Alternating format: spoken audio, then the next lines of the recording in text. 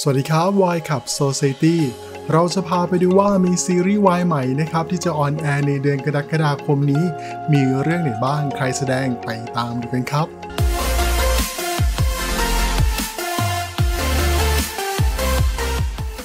ขอย้อนกลับไปก่อนเมื่อปลายเดือนที่ผ่านมานะครับเมื่อวันอาทิตย์ที่ 30 มิถุนายนนี้ซีรีส์ The Trainee ฝึกงานเทอมนี้รักพี่ได้ไหมออนแอร์ไปแล้วนะครับทุกวันอาทิตย์เวลา 20:30 นาทีทางช่อง GMM25 แล้วรับชมย้อนหลังทางวิวแอปพลิเคชันเวลา 22:30 นาทีครับเริ่มตอนแรกไปแล้วเมื่อวันอาทิตย์ที่ 30 มิถุนายนที่ผ่านมาครับเรื่องราวของนักศึกษาหนุ่มไฟแรงครับไรอันได้เข้ามาฝึกงานในตำแหน่งผู้ช่วยผู้กำกับและได้เจอกับพี่เจนผู้ช่วยผู้กำกับที่กลับทำให้คนไฟแรงอย่างไรอันหมดไฟได้ครับซึ่งความทุกข์ในการฝึกงานของไรอันถูกระบายให้กับเพื่อนๆนักศึกษาที่ฝึกงานของปีนี้นะครับที่มีบะหมี่ฝ่าย AE และเต้ฝ่ายตัดต่อคู่รักที่เลือกมาฝึกงานที่นี่เพราะอยากอยู่ด้วยกันป้าฝ่ายอาร์ตกับพายฝ่ายโปรดักชั่นแต่แล้วเมื่อไรอันได้ลองฝึกงานไปเรื่อยๆครับกับพบว่าพี่เจนก็เป็นคนใจดีกว่าที่คิดจนในบางครั้งนะครับไรอันเองก็เผลอใจเต้นไปด้วยนะครับและเกิดเป้าหมายคือจะต้องชนะใจพี่เจนให้ได้ในการฝึกงานครั้งนี้นะครับจะเต็มไปด้วยประสบการณ์ทำงานหรือประสบการณ์หัวใจติดตามกันได้ในซีรีส์ The Trainee นะครับฝึกงานเทอมนี้รักพี่ได้ไหมนะครับออนแอร์ทุกวันอาทิตย์เวลา 20:30 นาทีทางช่อง GMM25 และรับชมย้อนหลังทางวิวเวลา 22:30 นาทีครับนำแสดงโดยอ๊อฟจุมพลกันอัธพันธ์ซีทวินันท์ปูนมิกภักดีครับมึงอะได้ที่ฝึกงานยังก็นั่นน่ะสิคือไรอันครับที่น่ากังวลมากกว่าก็คือพี่เลี้ยงใจดีไหมถ้าตั้งใจจะมาฝึกคำๆอยู่แค่ครบวันนี้ก็เก่งแล้วแหละผมนัดคุณมาขึ้นรถที่ออฟฟิศกี่โมงไรอันครับถ้าไม่ได้ตั้งใจทำงานก็อยู่บ้านเฉยๆเถอะอย่ามาให้เสียความรู้สึกไปวันๆแบบนี้เลยจริงๆคุณก็เป็นผู้ช่วยที่ไม่เลวนะจะมีบ้างไหมหรือว่าเราชอบพี่เจนวะ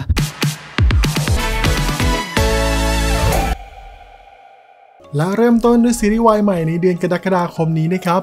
วันศุกร์ที่ 5 กรกฎาคมนี้ซีรีส์รักนี้ไม่มีถั่วฝักยาว This Love Doesn't Have Long Been นะครับออนแอร์ทุกวันศุกร์นะครับเวลา 22:15 นาทีทางช่องวัน 31ดูออนไลน์เวอร์ชันอันคัทบนแอป iQIYI และเว็บไซต์ iq.com ที่เดียวครับเริ่มตอนแรกวันศุกร์ที่ 5 กรกฎาคมนี้เรื่องราวของปาวานครับอดีตในแบบหนุ่มผู้คลั่งไคล้การกินผัดกะเพรามีโอกาสไปรับงานแสนประหลาดคือการทำให้เมทัศน์เจ้าของอสังหาริมทรัพย์กว้านซื้อที่ดินสร้างคอนโดมิเนียมครับแต่ติดอยู่ที่ว่าห้องที่ 1ไม่ยอมขายที่มีเจ้าของเป็นเชฟอย่างเชฟโอบเชฟชื่อดังที่มีฝีมือและฝีปากที่ประกาศเซ้งร้านอาหารเพราะหมดแพชชั่นแต่โดยมีเงื่อนไขว่าผู้ที่จะมาสืบทอดทำกิจการร้านนี้จะต้องเป็นเชฟตัวจริงที่ต้องผ่านการเข้ารับการทดสอบและที่สำคัญจะไม่ขายตึกนี้ให้กับบริษัทของเมทัศน์ไปสร้างคอนโดโดยเด็ดขาดครับปลาวานจึงต้องปลอมตัวเข้าไปสมัครโดยเจอกับผู้เข้าแข่งขันอย่างเกลือออโต้ปั้นสิบซึ่งผู้เข้าแข่งขันแต่ละคนฝึกงานครัวโดยมีเชฟโอบผู้เข้มงวดคอยจับผิดในทุกกระบวนการครับแต่เรื่องนี้ไม่ง่ายอย่างที่คิดนะครับเมื่อปาวานยิ่งเข้าแข่งขันและใกล้ชิดกับเชฟโอบก็ยิ่งพบว่าตัวเองหวั่นไหวมีใจให้กับเชฟโอบเข้าไปแล้วซึ่งเชฟตั้งใจจะหาผู้สืบทอดแต่กลับไปมีใจให้กับผู้หลอกลวงครับภารกิจพิชิตใจเชฟนะครับสุดโหดก็เริ่มต้นขึ้นเรื่องราวจะเป็นอย่างไรต่อไปนะครับติดตามได้ในซีรีส์รักนี้ไม่มีถั่วฝักยาวครับ This Love Doesn't Have Long Been ครับออนแอร์ทุกวันศุกร์เวลา 22:15 นาทีทางช่องวัน31เริ่มตอนแรกวันศุกร์ที่ 5 กรกฎาคมที่ผ่านมาครับนำแสดงโดยสายลับเหมวิทย์พลธนพลเบนซ์อัธนินท์กาฟิลพันทัศน์ไมเคิลเกียรติศักดิ์ลีอัศรีอ้นเกษมาไทเกิลธนวัฒน์จะอยากมาออดิชั่นทำอาหารทำไมวะกูอยากได้เงินปิดบังตัวตนเพื่อหลอกลวงเชฟอันดับหนึ่งของประเทศเลยนะเว้ยขอต้อนรับเข้าสู่การคัดเลือกหาผู้สืบทอดถ้าใครชนะก็ขอซื้อกิจการผมไปได้เลยรอบนี้จะต้องมีคนถูกคัดออก1คนครับเชฟทอดใหม่พวกคุณจะทำส่งแบบนี้เหรอถ้าคิดว่าเล่นขายของกลับบ้านไปได้เลยถ้าคิดจะมาทำเล่นๆออกไปเลยเป็นเชฟหนักกว่านี้จะทำอาหารยังไงอีว่าทำไมกลายมาเป็นอย่างนี้หรือฉันรักเธอไปแล้วบอกไม่ได้หรือไม่ยอมบอกเดี๋ยวคุณก็ต้องบอกผมทุกเรื่องอยู่ดีคุณปิดบังอะไรผมไม่ได้ผมไม่เคยรักใครเท่าเชฟเลยนะครับ วันพุธที่ 10 กรกฎาคมนี้ ซีรีส์ Century of Love ปาฏิหาริย์รัก100 ปีออนแอร์ทุกวันพุธและก็พฤหัสนะครับเวลา 20:30 นาทีทางช่องวัน 31 เรื่องราวของชาญครับชายหนุ่มเชื้อสายจีนผู้มั่นคงในความรักที่ยอมยกทั้งหัวใจของเขาให้กับวาดหญิงสาวสวยนะครับเรียบร้อยและเพียบพร้อมด้วยฐานะแต่แล้วนะครับก็มีเหตุให้วาดต้องเป็นฝ่ายจากไปก่อนครับนั่นทำให้ทั้งสองไม่มีวาสนาที่ได้คู่ครองกันในชาตินี้แต่ดูเหมือนโชคชะตาก็ไม่ได้ใจร้ายนะครับเมื่อชาญได้รับพลังจากศิลา5 สีที่สามารถทำให้คนมีชีวิตเป็นอมตะได้แต่เมื่อในทุกๆเที่ยงคืนก่อนขึ้นวันใหม่ชาญจะต้องเผชิญกับความเจ็บปวดจากพิษศิลา5 สีพร้อมกับเงื่อนไขที่ว่าหากใน100 ปีชาญยังตามหาวาดไม่เจอเขาก็ต้องตายอย่างทุกข์ทรมานครับและแล้วในปีสุดท้ายนะครับก่อนจะครบในเงื่อนไขวันหนึ่งนะครับชาญก็ได้พบกับวีครับเด็กหนุ่มผู้มีรอยยิ้มสดใสแต่แฝงด้วยความเจ้าเล่ห์และจากการทำนายนะครับยังดูเหมือนว่าหญิงสาวผู้เป็นรักเดียวของเขาจะกลับมาเกิดเป็นเด็กหนุ่มคนนี้นี่เองครับคนที่ชาญได้ลั่นวาจาว่ายังไงก็ไม่มีทางชอบเด็ดขาดเรื่องราวจะเป็นอย่างไรต่อไปนะครับติดตามได้ใน Century of Love ปาฏิหาริย์รัก100 ปีครับออนแอร์ให้เราได้รับชมทุกวันพุธและก็วันพฤหัสเวลา 20:30 นาทีทางช่องวัน 31 เริ่มตอนแรกวันพุธที่ 10 กรกฎาคมนี้ครับนำแสดงโดยต้าอู่พิทยาออฟโรดกันตพลอัวยอมทำทุกอย่างขอเพียงแค่ให้อัวกับคุณวาดได้มีวาสนาต่อกันอีกครั้งอัวจะแบ่งศิลา5 สีครึ่งหนึ่งให้ลือกินยืดอายุไขออกไป100 ปีจงยังจำบรรพบุรุษคนนี้ได้อยู่เหรอผู้ชายคนนั้นนี่แหละคือคุณวาดให้กลับชาติมาเกิดใหม่ยังไงฉันก็ไม่มีวันชอบเธอเขาทั้งสวยทั้งสูงส่งเราจะสิ้นวาสนากันเพียงแค่นี้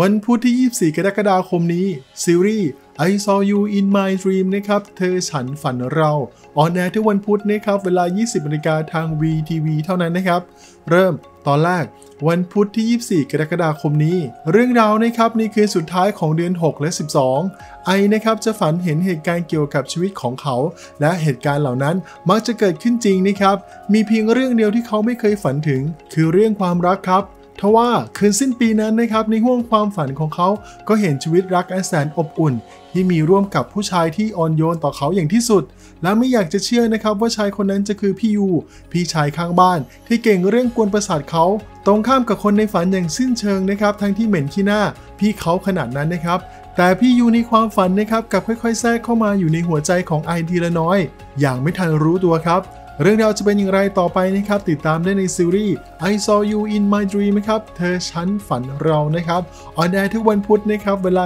20 นาฬิกาทาง VTV เท่านั้นครับเริ่มตอนแรกวันพุธที่ 24 กรกฎาคมนี้ครับนำแสดงโดยพัตเตอร์ภูเบศรริวอิงครัตตื่นได้แล้วเนี่ยไอพี่อยู่พี่ชายข้างบ้านที่แกล้งผมมาตั้งแต่เด็กยันโตเรา2 คนไม่มีทางญาติดีกันได้แต่ก็ไม่รู้ทำไมช่วงนี้ไอพี่ยูถึงโผล่มาอยู่ในฝันของผมบ่อยๆไอ้มึงว่าจะเป็นไปได้ไหมวะฝันเห็นเหตุการณ์หนึ่งแล้วมันเกิดขึ้นจริงในชีวิตอะฝันร้ายมากเลยเหรอกอดพี่ซะแน่นเลยแต่ก็แปลกเนาะครั้งที่แล้วมึงก็ฝันถึงพี่ยูครั้งนี้มึงก็ฝันถึงพี่ยูโอ๊ยนี่พี่วานรุ่นพี่ที่ชมรมตีแบดกูเราเจอกันอีกแล้วนะครับ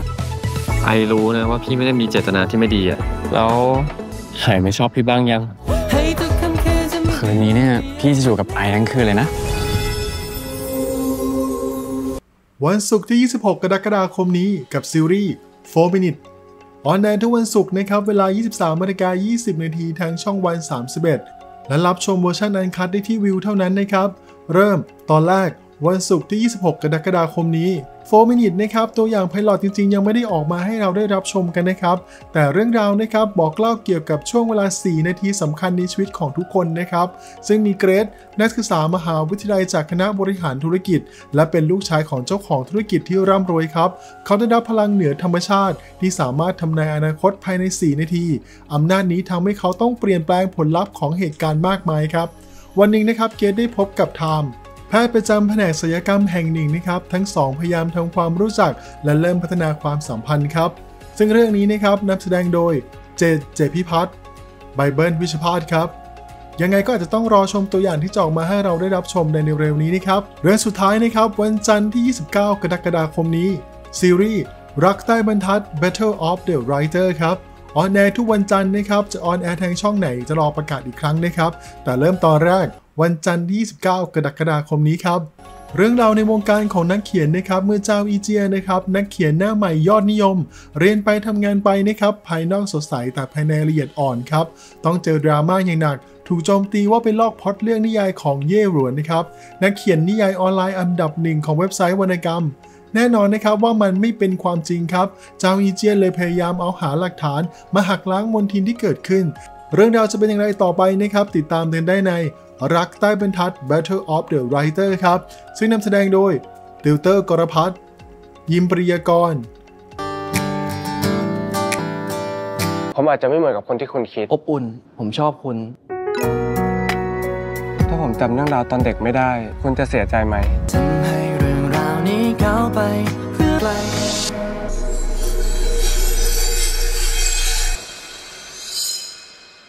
ยังไงทั้งหมดนี้นะครับเป็นซีรีส์วายที่จะออนแอร์ในเดือนกรกฎาคมนี้นะครับยังไงก็ฝากกดติดตามกดไลค์กดแชร์และกด Subscribe นะครับว่า Y Club Society จะเอาเรื่องราวของซีรีส์วายเรื่องไหนหรือหนุ่มวายคนไหนนะครับมาให้รับชมอีกนะครับ